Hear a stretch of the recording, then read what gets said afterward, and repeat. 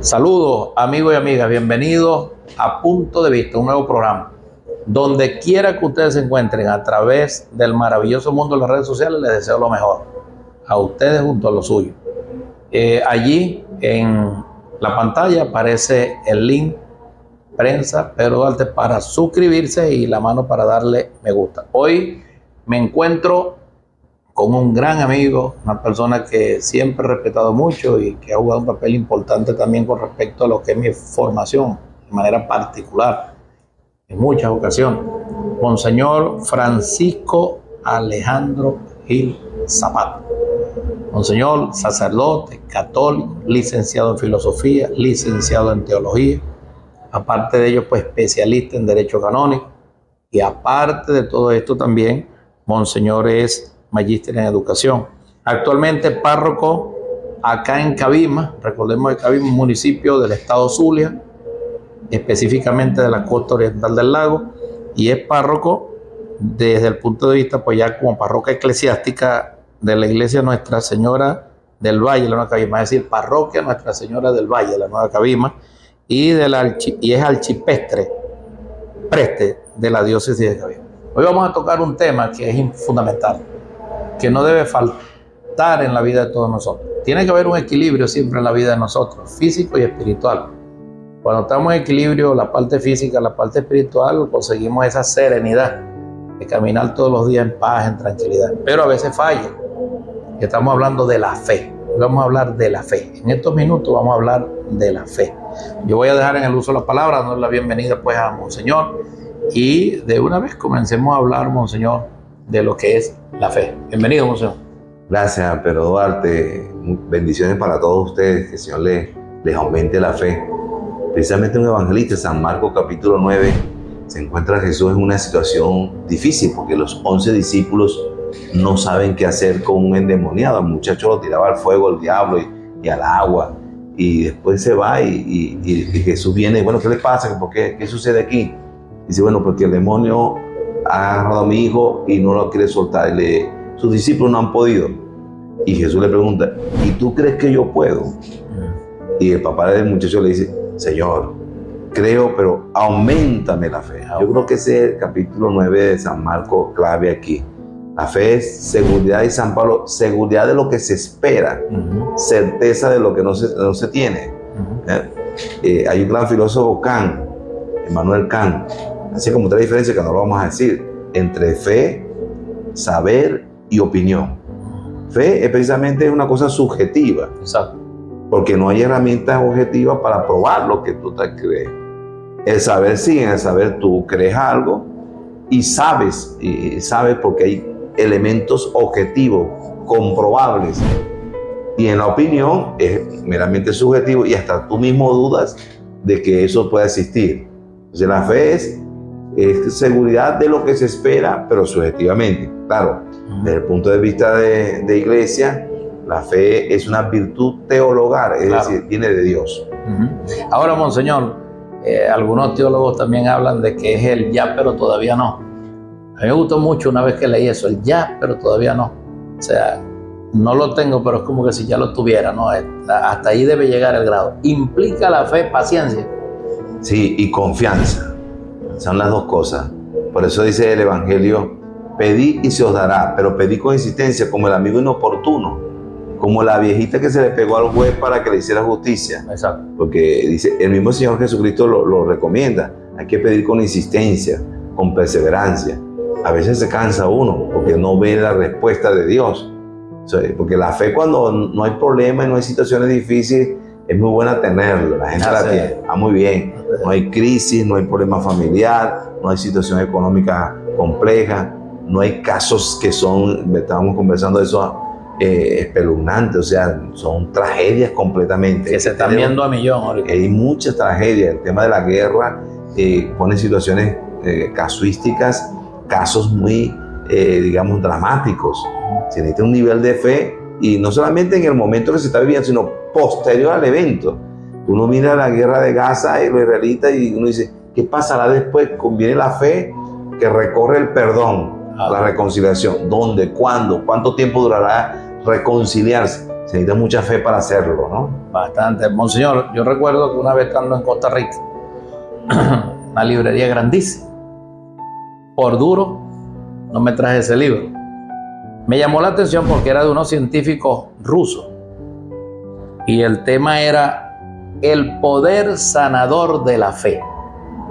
O sea, en el marco, para después entrar a otra temática, y en eso de la paciencia y de lo que usted está planteando, el poder sanador de la fe. Y últimamente, desde el punto de vista de la medicina, se habla mucho, incluso desde el punto de vista de los psicólogos, la psiquiatría, de la fe. O sea, el poder sanador de la fe. ¿Cómo abordar ese tema? ¿Cómo entender que sí tiene un poder sanador la fe? Yo creo que actualmente hay más conciencia de que el ser humano no es solamente alma, sino que el ser humano es integral, alma, mente y cuerpo. Increíblemente, la fe es una virtud que Dios nos regala y es la gracia de Dios. Nosotros no tenemos mérito para que el Señor nos regale ni fe, ni esperanza, ni caridad. Son las tres virtudes teologales. Gratuidad. Sí. Pero cuando yo sé que yo debo colocar esas facultades del ser humano, no solamente el alma, es decir, mi espíritu, sino también la mente y también mi cuerpo. Por eso es que actualmente, por ejemplo, en la lección divina, o sea, para leer la Biblia orando, debo yo, por ejemplo, físicamente relajarme, mentalmente hacer vacío, o sea, no pensar en otras cosas, y espiritualmente ponerme en las manos de Dios. Entonces, son tres cosas, ¿ves? Entonces, claro, ¿cómo yo voy a sanar? Dice, bueno, hay gente que no tiene fe porque es neurótico. O hay gente que no tiene fe porque es esquizofrénico. Hay gente que no tiene fe porque en su mente vive pegado al pasado. Entonces es psicótico o lo que sea, ¿no? Entonces, bueno, yo tengo que sanar mi cabeza porque si no mi fe no va a funcionar. Claro. Yo tengo ahorita varios casos donde la gente, ayer estuvimos confesando y la gente, por más que tú le digas yo te absuelvo de todos tus pecados, vuelves a confesar del mismo pecado que cometió hace 20 años. Yo le digo, mija, tú no crees, no tienes fe en un Dios misericordioso y sanador. Nunca te vas a sanar. Así es. Porque tú tienes un sentido de culpabilidad exagerada que tienes que ir a un profesional de la cabeza, a un psicólogo que te ayude. Entonces, la fe también implica la integralidad de las facultades del ser humano. Eso es importante. Por eso que, claro, la gracia de Dios te puede sanar. Si tú te pones en mano del Señor, te sana tu cabeza también. Claro. Hay memorias dolorosas que a veces están ahí tan abiertas, tan sangrantes, que te impiden crecer en la espiritualidad. Entonces hay que cicatrizar con la fuerza del Espíritu Santo, con el fuego del Espíritu Santo, hay que cauterizar esas memorias dolorosas para avanzar. Allí yo siempre pido, Monseñor, yo siempre digo al Señor, danos la paz de Venezuela, la paz del mundo, la paz de Venezuela, la paz de nuestra, y nuestra propia paz. A veces cuesta, a veces parece mentira, pero una de las paz más difícil de alcanzar, incluso la interna, la propia, ¿no? La individual. Eso es el marco de lo que usted dice de la fe. Bueno, tiene que haber ese equilibrio. Si a veces la parte psicológica está desajustada, pues cuesta, ¿no? Que pueda haber ese grado de confiar. Ahora, hay algo importante, Monseñor. ¿Cómo se aumenta la fe? Sí, primero dice San Pablo, cuando a San Pablo le preguntan, ¿y ustedes no tienen fe? Bueno, pero ustedes no le han predicado. No, a mí nunca me han predicado, dice. Bueno, pero precisamente la fe entra por el oído. O sea, ese es el primer paso. Y una forma de aumentar la fe es encontrarme con otros que también tienen fe. Exacto. Y escuchar, aunque sea por radio. Porque encontrarnos realmente físicamente. Ahorita hay ventaja con internet y hay testimonios bellísimos. Ayer yo estaba rezando a las 4:30 de la mañana y en los laudes y en el himno estaba una frase muy bonita en el himno de un pedazo. Ahora, por eso digo que ahora con el mismo celular tú puedes rezar. Y copié ese pedazo y se lo envié a un amigo que está en Canadá. Y bueno, por supuesto que no lo vi a esa hora. A las 6, 7 de la mañana, dice, después en la noche me escribe y me dice, tú no sabes cómo me llegó a mí ese mensaje. Iba a presentar la prueba de manejo allá en Canadá. Yo iba súper nervioso, yo estaba asfixiado, porque es en inglés además. Sí. Y me llegó esta oración que tú me enviaste y me entró una paz, una tranquilidad, una confianza. Yo fui a presentar y allá los mismos canadienses salieron raspados. Yo pasé. Y te agradezco, ¿verdad?, que me hayas enviado. ¿Ves? Entonces, La fe entra por el oído, es una forma de decir, porque puede ser por la vista, pero yo también tengo que estar abierto a leer, a escuchar, a ir al retiro. Yo siempre le he dicho a la gente en la iglesia, mire, camine lejos para aumentar su fe. Hay que caminar lejos para buscar la fe, para hacerla crecer o para fortificarla, porque a veces tengo la fe que se me debilita, ¿no? Claro. Por el problema situacional que tengo, ¿no? Entonces, hay que congregarse. San Pablo dice que la fe entra por el oído. Entonces, ¿cómo la oigo? Bueno, reuniéndome con otros. Usted si cree que va a salir de su situación problemática, de su tristeza, de su depresión, escondiéndose en el cuarto, echándose llave, aunque la palabra dice que cuando vayas a orar, enciérrate en tu cuarto, pero es en el sentido de que no estés diciendo que tú eres más santo y que tú alabas al Señor. No, cuando yo quiero que mi fe me aumente, yo tengo que congregarme, reunirme con otros, porque de donde dos o más estén reunidos en mi nombre, ahí estaré yo en medio de ellos, ¿no? Y el Papa, este tema es largo, pero el Papa Juan Pablo II, ahora santo, decía, la fe se aumenta dándola, aunque sea un poquito. Yo te voy a compartir con alguien, ayer eso que te comentaba de este muchacho, me llegó un texto bonito, una oración linda, yo la mando, la envío, yo la envío y la comparto. O llamo a alguien, mira, yo estoy contigo, o lo acompaño en una enfermedad, lo visito. La fe se aumenta dándola, dice Juan Pablo II. No, y en eso, por cierto, Monseñor, haciendo un previo allí, recientemente hice un escrito sencillito allí sobre las redes sociales y la privacidad.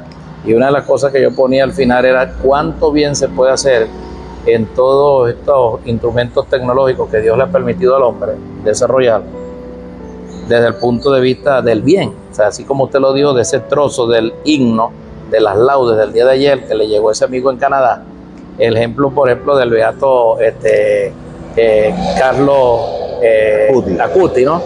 Que hacía tanto bien por las redes. Es decir, se pueden hacer muchas cosas importantísimas. Dentro de esto, el tema de la fe, ¿no? Ahora, Monseñor, hay algo que quisiera desarrolláramos acá, y es en referencia a el tema de cómo nos ayuda, yo anotaba acá, cómo nos auxilia en tiempos difíciles la fe.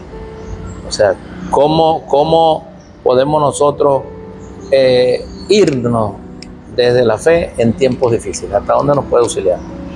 Primero, tener una actitud de obediencia. Es decir, uno ve los grandes personajes de fe en la Sagrada Escritura y obedecieron a pesar de que le parecía absurdo. Abraham, sal de tu tierra. Y Abraham salió, obedeció. Sacrifícame a tu hijo. Abraham, por más absurdo que fuera esa orden, Abraham tomó el cuchillo y agarró la leña y iba a sacrificar a su hijo Isaac. El padre de la fe. Y la Santísima Virgen María, la madre de la fe, dice, el arcángel Gabriel le dice, tú vas a ser la madre del Redentor, no lo entiendo, he aquí la esclava del Señor, hágase mí según tu palabra. Entonces, lo primero es que uno obedezca, así la lógica le reviente, o sea, no parezca lógico. Y dice, hay un pasaje buenísimo de Josué capítulo 6, el clamoreo de Israel.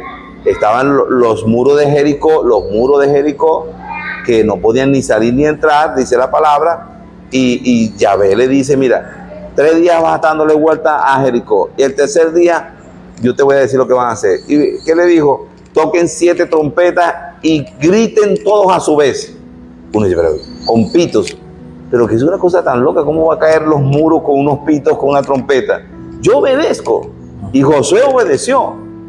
Y en el tercer día, dando vuelta, tocaron la trompeta y al mismo tiempo, que se llama el clamoreo de Israel, al mismo tiempo todos oraron y gritaron durísimo y los muros cayeron. Israel entró y venció. ¿Cómo vences tú en tiempos de crisis? Obedeciendo. Aunque te parezca una tontería, aunque te parezca una cosa absurda, tú dices, el Señor me manda esto, yo lo voy a hacer. Es una forma de, claro, obedeciendo y siendo acompañado con otras personas que me dan la fuerza y son los empujadores de la fe, que uno debe ser agradecido. Tener siempre personas que son muy creyentes. Claro. Y yo les pido a ellos que me empujen en momentos de que estoy en el hueco. Claro, Monseñor, y no, incluso también tener claro aquello que dice nuestro Señor Jesucristo en el Evangelio, ¿no? Si tuvieseis fe como un granito de mostaza, le dirías a esa montaña, quítate y ponte para allá, y se movería. El tema es tenerla, ¿no? Incluso hay otra parte, creo que en San Marcos, cuando habla, pasó por allí, creo que 6:10 o 4:10, y no pudo hacer ningún milagro, sí, porque no tenían fe. Sí. No se trata de que Jesucristo era ningún milagrero ni nada por el estilo, pero importante de la fe también y de esa apertura a Dios para que obre, ¿no? Para que obre. Monseñor, a veces la gente piensa, o llegamos a pensar, que los grandes santos, la gente buena, la gente que ha llegado a niveles superiores, a niveles extraordinarios, pues elevados, de conciencia, de espiritualidad, no han tenido crisis, no han pasado por un momento duro en la fe. Y eso, pues cuando una persona cae en una crisis, de repente se desespera. ¿Qué decir con respecto a esto? Y ejemplos de grandes que han pasado por crisis. El ejemplo bíblico más famoso es Job. Job, que era un hombre de fe, y se fue a la ruina, era un hombre millonario, se fue a la ruina, se le murieron los hijos. Y dice, el Señor me lo dio, el Señor me lo quitó, bendito sea el Señor. El hombre se mantuvo. La gente piensa que la fe es como una chaqueta. Cuando hay crisis me la pongo, o cuando está lloviendo mucho me pongo el impermeable, y después se fue la lluvia y entonces me lo quité. No, la fe tiene que ser constante, o sea, tú tienes que mantenerla, forma parte de ti. Exacto. San Pablo dice, y si vivimos con Él, moriremos con Él, pero viviremos también con Él. O sea, tiene que ser constantemente la fe. Santa Teresa, otra confusión que la gente dice, no tengo fe porque no siento, digamos, una emoción. Hay momentos que son bonitos, que hay efusión, que hay gusto, hay iluminación, hay calor. Pero Santa Teresa de Ávila, doctora de la Iglesia, dice que tuvo 13 años, a otra parte dice que 20 años, con una frialdad, o sea, no sentía nada. O sea, la fe no es cuestión de sentimiento. A veces, por ejemplo, estamos en un momento de asamblea, una oración, una música bien bonita, se apagan las luces, y yo hasta lloro, porque como decíamos hace un momento, el ser humano es integral, claro, y tengo sentimientos, y puedo llorar, y puedo expresar mi fe, pero hay momentos que no siento nada. ¿Quiere decir con eso que no tengo fe? No, si eso, como Santa Teresa de Ávila dice, yo tuve San Juan de la Cruz. San Juan de la Cruz decía las noches oscuras, que no había ni una estrella. No tenía fe, sí tenía fe, solo que no había la emocionalidad, no había la efusión, pero la fe estaba ahí. La fe debe permanecer en nosotros, por eso es que hay que pedirla todos los días, auméntame la fe todos los días. Un poco así, Monseñor, como el hecho de lo que, o podríamos decir esto, incluso lo de San Juan de la Cruz, como momento de aridez en la fe. Cuando hay aridez en la fe, se puede decir que se está creciendo. También, sí, también, porque son los silencios de Dios, los famosos silencios de Dios, el desierto. Y el Señor le dice al profeta, ve al desierto y allí te hablaré. Donde en estos días vamos a tener la reflexión de Jesús en el desierto. Y dice que ahí en el desierto lo acompañaban los alacranes y los ángeles le servían. En el desierto los alacranes son los momentos difíciles, los amigos que lo traicionan, duele mucho, hasta la misma familia, son los alacranes. Pero también hay momentos donde los ángeles nos sirven, y son ángeles, nosotros lo decimos comúnmente, oye, estaba en una crisis económica y llegó una persona, un amigo que tenía años que no lo veía, toma este cheque, toma este dinero, caíste del cielo, para mí es un ángel. O estaba en un dolor, en una depresión, y llegó un amigo, me llamó, o me lo encontré en el camino, conversé con él, y me vino como un bálsamo, como una misericordia, como dice el Papa Francisco, vino en mí una ternura de aquella persona. Eso fue un ángel. En el desierto de la aridez que estás diciendo tú, en el desierto hay alacranes y también en ángeles que nos sirven, como a Jesucristo los 40 días que estuvo allí. Así es. Bueno, Monseñor, yo de verdad agradezco mucho. Simplemente dejo, pues, en nombre de lo que es el programa Punto de Vista, dejo las cámaras para que usted, ya al final, pues, hagamos una especie de oración en el marco de lo que significa el hecho de que Dios aumente nuestra fe, ¿no? Y que entendamos que no es algo mágico tampoco. Hay gente que piensa que esto es algo mágico, que es un tema de cuestiones ya automáticas, sino tenemos también que nosotros, un poco aquello que decía San Benito Abad, ora et labora, orar y trabajar. O sea, que las cosas van juntas allí también y que la fe también implica su esfuerzo. Pero si quisiera, pues, porque de verdad yo creo, Monseñor, que el mundo necesita fe, mucha fe. Más adelante quizás haremos uno sobre la esperanza, que sí, más allá. La esperanza es lo último que dice la gente, la esperanza es lo último que se pierde, que nunca debe perderse. Sí. Que la perdió y está muerta, por eso hablaremos. Pues.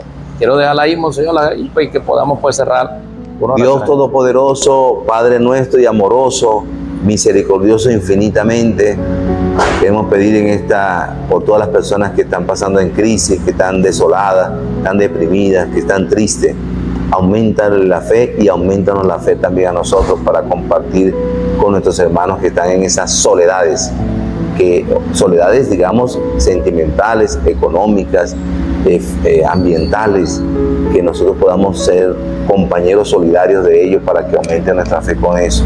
Danos la posibilidad de sentirnos que somos una gota que entra en el océano de tu amor, que nos sentimos allí acompañados de tu amor, desbordados de tu gracia, Señor. Que sea así en nosotros y en cada una de las personas que nos ven, sientan la fuerza y la gracia tuya activa en nuestra vida. Amén. Amén. Y yo desde acá solamente digo, amén. Nos vemos en otro punto de vista.